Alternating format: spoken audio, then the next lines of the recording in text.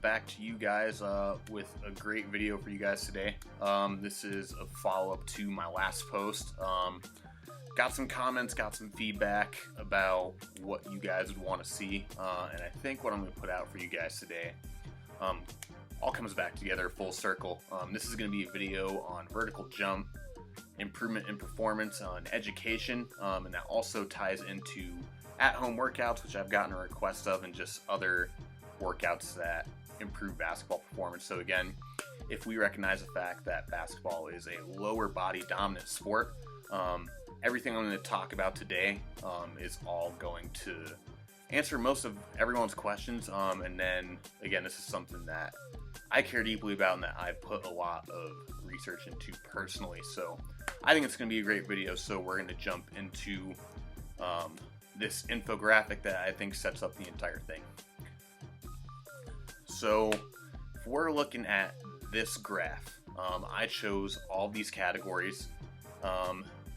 This is just meant to represent something. This is not something that has actually been published or, that is final. These are just some categories that go into vertical jump performance. That's not to say that there aren't more that you can't add some more to this pie graph, that they're subjective based on the individual. But again, the idea of this is to show you that there are multiple things you need to consider if you want to improve your vertical jump performance. It's not just a matter of doing squats, doing a couple calf raises, calling it good. Again, that's better than nothing, but I really want to educate you guys as far as everything that goes into this stuff. So we'll just go through a generic walkthrough through all of these real quick. Number one is force and strength. This is pretty easy for everyone to guess. You need force development to be able to get off the ground. That also ties into velocity and speed. If we look into the actual equation for power production, it is force times velocity equals power. Depending on the individual, again, it's going to be a little bit different, and these percentages are just kind of, again, to represent the importance of each in the bigger picture. And then we have muscle balance. Okay, so what we are talking about with muscle balance and what that means is, where are you getting your force and velocity production from? Are we getting it predominantly from our quads? Do we have some hamstring and glute contributions going into that? Of course, we have calves. There's a lot of different muscle groups that go into the triple extension motion, which is the same motion as vertical jump. But again, if we don't have balance with all of those, and we don't have those in the right ratios, again, we're not maximizing the potential of what our vertical jump can be. Joint balance. Okay, so that's the same concept as muscle balance, but now we just apply that to the different joints of our bodies. Okay, so a lot of people are very quad or knee dominant, and if you ask a lot of your younger athletes, they're trying to drive a lot of their force production through just their knees, when that's not the most powerful joint in the lower body to be able to have force production or speed. It's actually your hips. That's actually another way that's gonna have higher rates of injury, and that's why we see a lot of higher rates of knee injury. It's because we're not getting enough involvement from our hip joint, and it's actually our most powerful contributor. Also, the ankle joint is extremely important because it's the last joint that's involved when we're actually leaving the ground, and we also have a ton of sprained ankles. We have a ton of other ways in which that joint contributes as well. So again, are we getting the right amount of contributions from each of those joints at the correct time during the motion? The last one, and most important one by far, is technique. I don't care how strong you are. I don't care how fast you are either. If you don't have good technique, okay, you are never going to maximize your potential. Jumping, like any other thing in sport, is a skill. You need to practice it, and you guys will see that here pretty in depth in just a second. So I'm going to go through each of these as in depth as I can, because honestly, if we really had the time and we wanted to get into it, this is a conversation that we could talk hours and hours about. Okay, but I'm going to go through these as in depth as I can while not keeping you guys here all day. And I'm going to explain each of them so that, again, we can find out how to manipulate these hopefully based on the individual, based on what your individual needs are, because not all athletes are the same, especially when it comes to building training programs. So keep an eye on that. We're going to talk about them in depth here in just a second.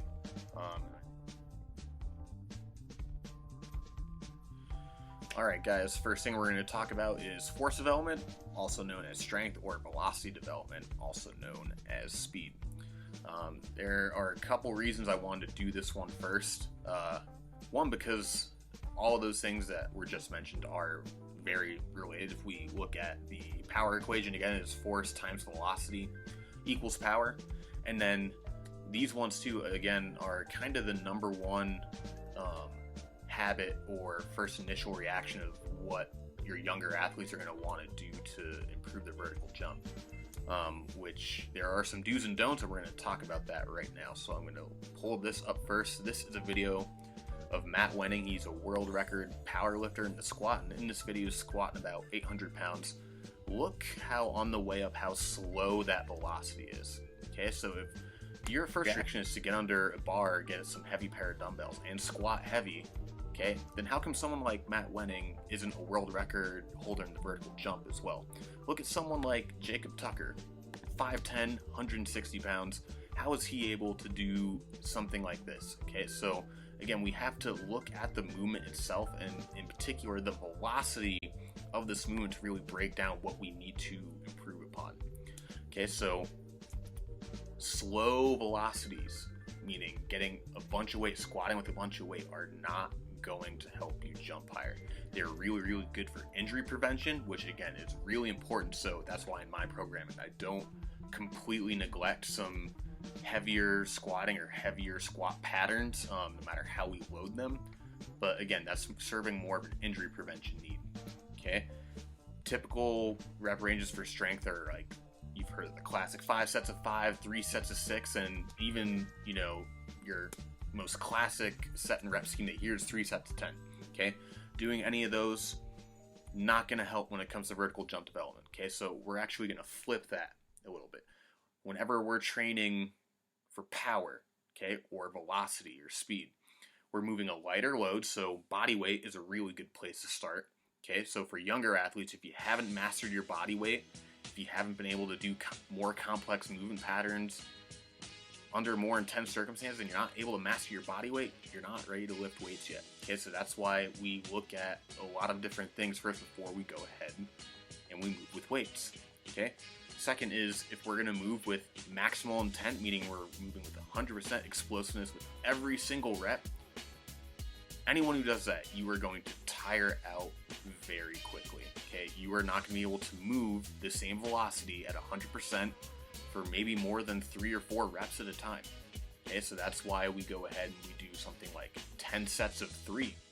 Okay, not 3 sets of 10. It's completely flipped around backwards from what your first initial reaction would be. Okay, we want to get a lot of repeated bouts, 10 sets of really intense reps, 3, without having to fatigue. If we fatigue quickly, we're not going to train the explosiveness that we want to get.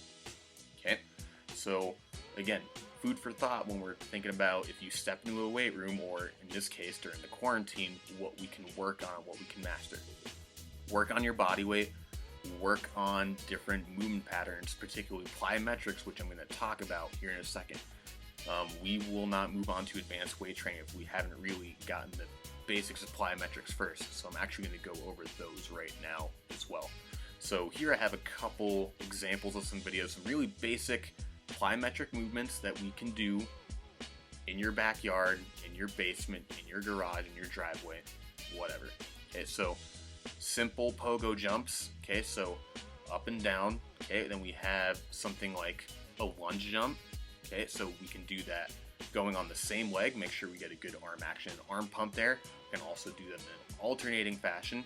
Okay, and even power skips. Again, we're probably asking ourselves, what are plyometrics working on? They're working on quick reactions off the ground. We're working on ground contact, 2 things that are really important when we're talking about vertical jump. Okay, one thing we're going to talk about before we move on is the difference between extensive and intensive plyometrics. Okay, so these jumps, all these videos I just showed you, again, we're talking about your first initial reaction. What are you going to want to do?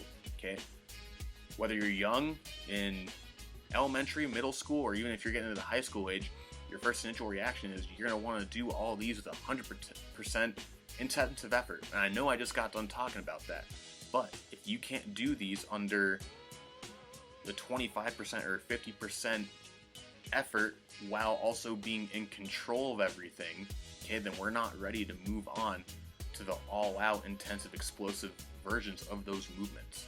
Okay, so look at these again, just from, these are sub-maximal, which meaning that they're not full effort, they're about 50% effort of these pogo jumps right here. Okay, you still get a lot of benefit from those.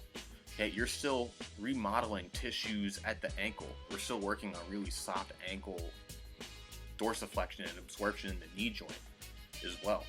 Okay, so yes, we do want to progress to all-out explosiveness, but if you're not able to really absorb that and have that spring-like motion and that bounce effect that you're kind of seeing in these videos, okay, you're not ready to just hop into all sorts of jumping movements and do them at 100%. Learn to control them at 25%, at 50%, or 75% of what your overall effort is going to be. Okay, you're still going to get some really good benefits from that. You're still going to be able to remodel some of the tissues again that are going to produce that spring-like effect. Tendons are also just as important as muscles. Okay, there's a lot of different things that work there. Okay, so again, progress through everything. Don't just throw yourself in the fire right away. A lot of people do that with weight training as well. Do simple movements, work on the bouncy spring-like effect, okay, and kind of get more intense or progressively more intense as you go along, okay, and then work yourself up to 100% or a maximal height or takeoff. Only if you're able to come down and softly absorb, okay, and then go right back up. Okay. Alright guys, now we are on to muscle and joint balance. If you can't already tell, I'm grouping a lot of the elements on the pie chart together just so it's a little bit easier to understand just by being able to group this information together. So let's establish a few things before we get further into the discussion. Okay, number one is that the muscular action dictates whatever joints are involved. Okay, so your quads, which everyone knows about, they are involved in knee extension. Okay, your glutes and your hamstrings, they are involved in hip extension. Your muscles produce force. Okay, so they're the actual motor that is giving you the energy or means necessary to get off the ground. Okay, and your joints and your tendons transmit that force. Okay, everything is lined up in a nice straight line. That force is easily transmitted up through the body, and that makes your engine more efficient. Okay, so let me just again go over that really quick. Muscles produce force, that's your engine. Okay, your joints and your tendons transmit them. Okay, so that makes your engine more efficient. Okay, so again, we're gonna talk about that and how that applies to things that you can actually do right now. Okay, so most of us, we are practicing social distancing. Okay, we don't have a lot to work with. You do not need a ton of equipment to go out there and better yourself with this. Okay, so when it comes to different movements, which I'm going to show you guys here in a second, we want to experiment with different tempos. Okay, so we talked about in the last section how slow, heavier movements don't translate to athletic performance that much. They're more related to injury prevention. Okay, but again, play around with those. Not all athletes are the same. You might get some really good benefits from going from different tempos. So again, we segment those off in 25%, 50, 75, 100, anywhere in between, doesn't matter. Play around with different tempos when it comes to these movements, okay? Not everything has to be the same, and it's also a way, especially if we're doing the same movement patterns that we are kind of forced to have to do with the limited resources that we all have, okay? It's another way to keep some variety and to make those a little bit more fun to challenge yourself, okay? So, first thing we're going to talk about is eccentrics. What eccentrics are the lowering portion of a movement, okay? So if we're thinking about a squat or a lunge, which I'm going to show you here right now, you look in front of your screen, the lowering portion, the downward phase, okay? The controlling of your body weight, okay?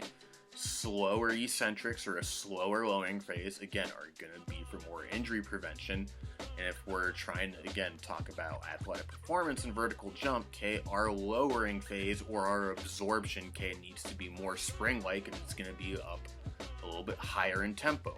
Okay, so if I bring up these videos again from the plyometrics section, okay, you're landing, okay, and how you produce that spring-like effect is going to translate more to your performance. Okay, so those are eccentrics when it comes to jumping specific movements. But now we're going to apply those to strength training movements. Okay, so we're going to go over basic squat pattern, a lunge pattern, hip hinge or hip extension pattern. Okay, so that basically goes through every muscle and joint group of our lower body.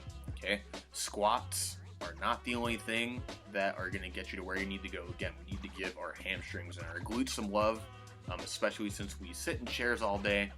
They're extremely deficient. And what's the number one injury you see in most sports? Pulled hamstring, right? We want to give those some love too, and we're going to go through all the movements that are going to make a really well-rounded lower body routine. Alright guys, now we are on to the practical portion. So for everyone who asked about in-home workouts and some sort of routines that you can do, this is going to answer all those questions as well as tie into our vertical jump picture as well. So yes, of course we can do like body weight squats, body weight lunges, body weight glute bridges, and hip thrusts. Yes, we can absolutely do that. Those are definitely better than nothing. If you don't have any equipment, you can do those. If you're looking to add a little bit of resistance or added weight, which again, for your younger athletes who haven't mastered body weight yet, focus on that first. But if we are trying to add weight or resistance, we can use water jugs filled with water and incrementally go up. If we want to go up in weight, we can use a backpack filled with books. We can use a backpack filled with a canned soup. Okay, we can get really creative with that stuff. You guys, outside of those, if you don't have those in your house for whatever reason, let me know. We can try and come up with something. But what I have put together for you guys is an at-home circuit that is isometrically based, isometric workout, and I'm going to explain what that is. So isometric exercise is moving your muscles with a force against a fixed object or against other muscle forces themselves. And a really big reason why that's important is isometric exercise or contractions teach you how to contract muscles that you may not used to be using, like your glutes and your hamstrings, like we talked about before. Okay, and it's really good for force production, which again is part of our pie chart. Okay, it also, another added benefit of that is tendon stiffness. Okay, so the reason tendon stiffness is really important is, okay, it allows all of our joints to act as an enhancer to transmit that force through our body. If we're thinking about a good analogy, if we have a kink in our garden hose, we're not going to have water flow through it as fast as it could, right? If we have a clean hose or even a solid pipe, water, or force in this case, can flow through at a maximal rate. Okay, and your tendons are what hold the stiffness of that pipe, or your body in this case, to allow force to transmit through. Okay, so isometrics are actually really, really good for that. Okay, so the first one, all I'm using, and I had it next to me a second ago, but I'll show you here again in this video. I just use a strap from my duffel bag, okay, as my main piece of equipment here. So first thing we're doing is an isometric lunge. So all I'm doing is holding the straps on either side. I'm having that under the front foot. I'm making sure my posture is neutral. I'm making sure all the joints are at about 90-degree joint angles or so, and then I'm pushing up through that front foot, which is on the strap, with as much force as I possibly can. Okay, that's going to give our body a little bit of a different stimulus again than we would be used to than just doing a regular body weight lunge. We do isometrics combined with some really good plyometrics. Hey, we can actually come out of quarantine with some really, really good benefits.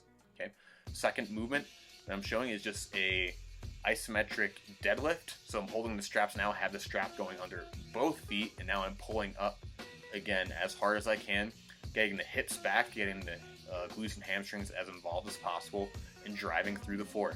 Okay, the hardest part or most limiting factor about this is your grip. So if you can find even a towel actually works great for even these exercises I'm doing right now. The lunge, the deadlift, you can hold that towel, drive as much force through as possible, not have your grip as much affected.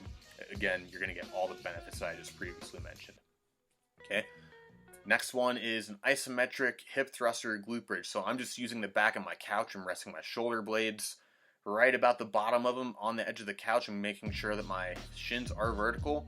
I'm coming up to a completely lined up position between my hips and my knees and my shoulders, okay, making sure all that is in a nice straight line, okay, and I'm contracting the glutes and holding at the top or pausing at the top for as long as I am able to.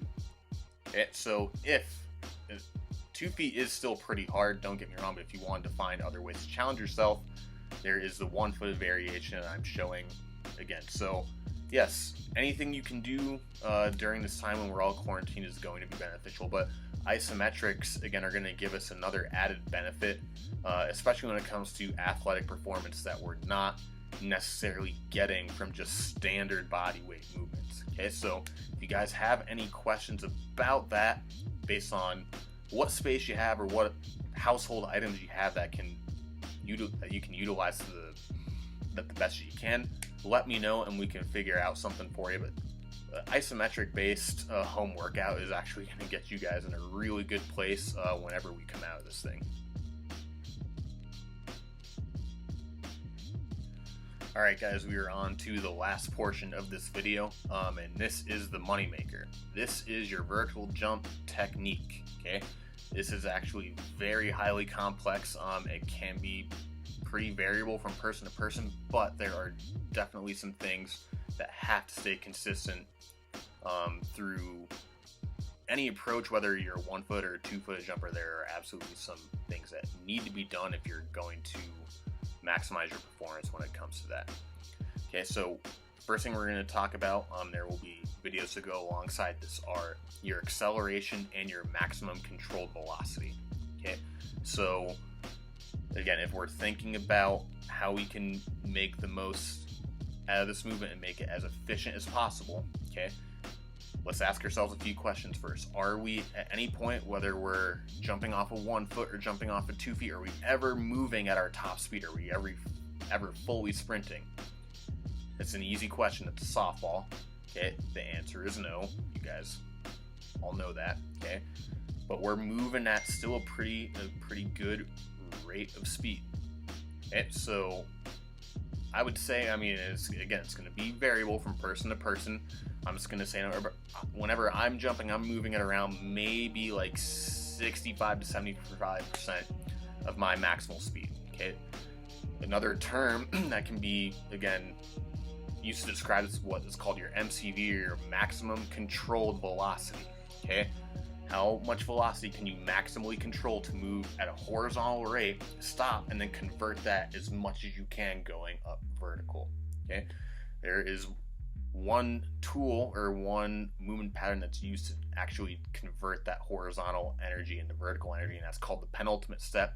So if you see in this video, okay, that I'm showing you, this is actually me at the park right down my street. Okay, I am accelerating. I'm taking a big step with my left foot, okay, to be able to plant, immediately follow with my right foot, okay, and I am synchronizing all my joint movement, including my arm velocity, up at my maximum control velocity to go ahead and convert from horizontal to vertical. Okay, so quick recap for that. We want to accelerate. We never want to slow down as we approach the basket. We want to take a bigger step, whether you are going left foot, right foot, or right foot, left foot. Okay, those last two steps need to be the quickest, and the second to last step needs to be the greatest in length, and the last step needs to be the quick and the shortest. Okay, so if I look at this video of Vince Carter, pretty much every single thing that I talked about, as far as traits of what a good approach is going to look like, is present in this video. Okay, so notice how he accelerates towards the basket. Notice how even just at the very beginning, he's very slow. He maybe takes about, 10 to 15 steps total, but as he approaches the basket, quickly accelerates. He gets off the ground quick. Those last two steps are quick and explosive. Pretty much checks off the box for all those traits that we just talked about. And now let's just look at a quick 1 foot approach, probably the best in the game at that, and just the best example on video that I can show you guys is LeBron James. So with a one-footed approach, again, the penultimate step, it's the same term, but it looks a little bit different. The second to last step is going to be long, but it's not going to be the longest stride you can take. Okay, all that second to last stride is trying to do there is just to really accentuate that last step to be quick and off the ground. Okay, so again, there's a good range of motion, the ankle going on there. As far as the arms, you can do the rip across, which I personally prefer. You can even start up top. Remember, your arm velocity actually contributes to your maximal height quite a bit. And you're actually, with a one-footed jump, you're moving a little bit more horizontal, obviously, than you are vertical, but the same concepts of a penultimate step apply. This is one, as far as we're talking about technique, you know, we could go into even more detail than what I went to right now. And these videos are, again, just trying to show you the bare bones of what good technique actually looks like. But if there's one piece of advice I'm going to try and give you guys when it comes to this section, and technique in general, because again, it's the most important section I highlighted in my chart, is that no matter how many tips I give you, no matter how many times you watch the videos back and forth, jumping is a skill. Okay, you need to go out, you need to practice these, you need to refine your technique. Okay, you need to go out and practice these just like your ball handling, just like your jumping, your volleyball serve, whatever it is that you do. This is a skill.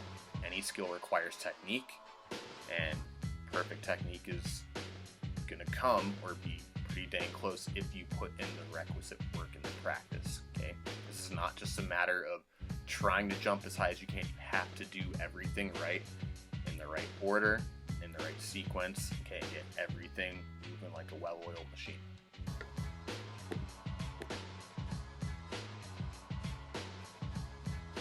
Alright everyone, that is it for this video.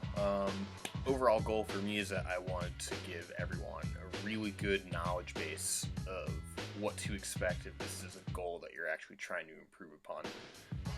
Out in the fitness industry or performance marketing, there's a lot of fluff when it comes to this topic. Don't be duped. Knowledge is power. It takes a lot of hard work. It doesn't happen overnight. And there's even things in this video that pertain to vertical jump or pertain to any topic that I'm not going to be able to cover, but again, I want to open this up to you guys. I want to prompt a discussion. I want to get you guys thinking about the right things, asking questions. Let me know any way it can help. Let me know any other way I can be a resource going forward for you guys, whether you're a player, whether you're a parent. I'm here for you guys. So let me know if you have any questions. Comment below any things that you want to talk about or anything else in the future. And I will see you guys next time for the next thing that we cover. Thanks.